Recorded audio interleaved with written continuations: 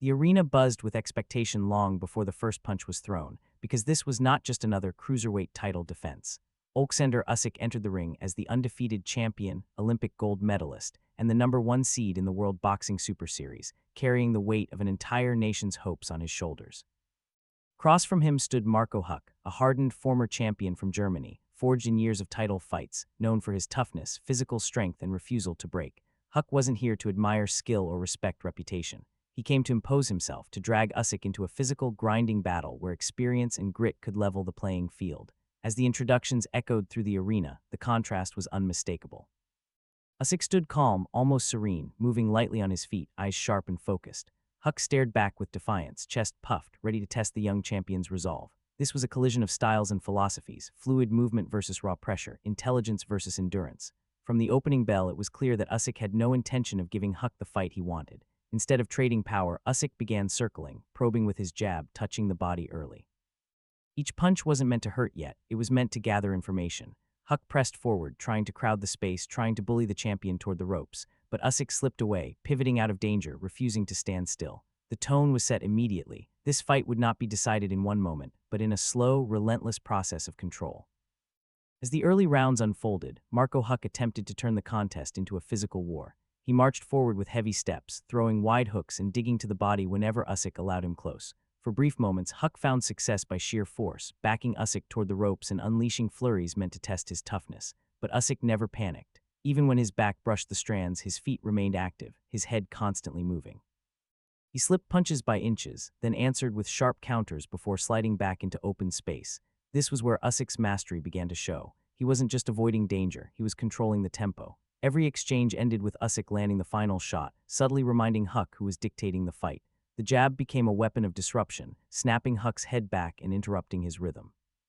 Usyk mixed in left hands to the body, slowly draining energy from a man who relied on physical strength. Huck's determination never faded, but the effort required to close distance began to grow. Each failed charge cost him breath, each missed punch added to the burden on his legs. Usyk's movement forced Huck to reset again and again, and that repetition was exhausting. The crowd could feel the tension building. Huck was still dangerous, still willing to trade, but the champion's composure never cracked. Usyk understood that this fight was not about dominance in the early rounds. It was about planting seeds of doubt, about making Huck work harder for less reward. The deeper the fight went, the more it favored the man who could think clearly under pressure. At the middle rounds, the fight began to change in subtle but significant ways.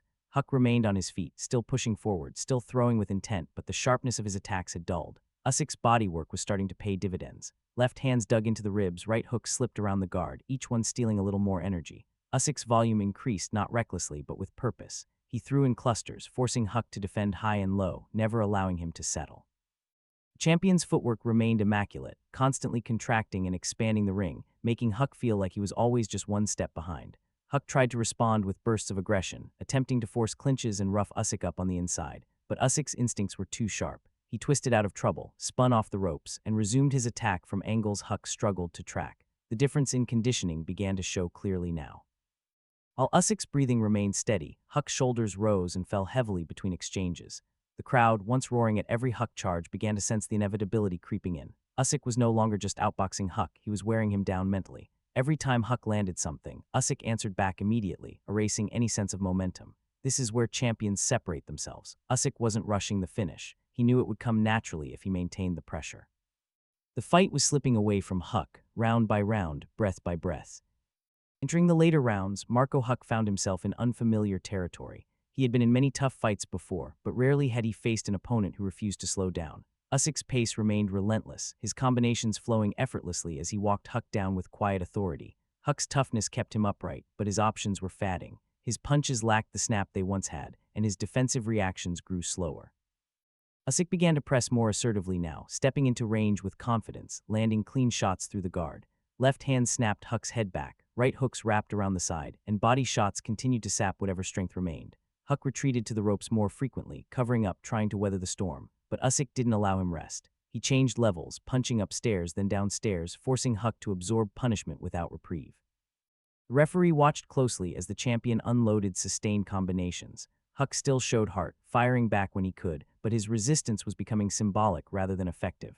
Usyk's control was total. The fight had turned from a contest into an examination of survival. Each passing second added weight to Huck's legs, each exchange pushing him closer to the breaking point.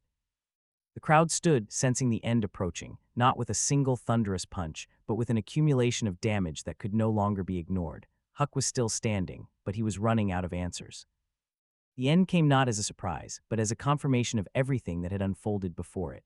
Trapped near the ropes, Marco Huck absorbed another wave of precise, unforgiving punches. Usyk stayed balanced, calm, and composed, firing combinations with surgical accuracy. There was no wild swinging, no desperation, only control. Huck attempted to shield himself, but his guard could no longer stop the steady stream of blows. Referee stepped in, recognizing what Huck's pride would not allow him to admit. The fight was over. The stoppage was a mercy, not a controversy. As the bell rang and the referee waved it off, Oleksandr Usyk raised his arms in victory, still undefeated, still the cruiserweight champion of the world. He lifted the Ukrainian flag, a symbol not just of national pride, but of his rise as one of boxing's most complete fighters. This victory wasn't defined by a single punch or dramatic collapse. It was defined by discipline, conditioning, and intelligence. Usyk had taken a proven champion and systematically dismantled him, proving that at the highest level, boxing is not about brute force alone. It is about making your opponent work, think, and suffer until they have nothing left to give. This fight marked a turning point in the division. It announced that Oleksandr Usyk wasn't just defending titles, he was setting a new standard for what a champion should be.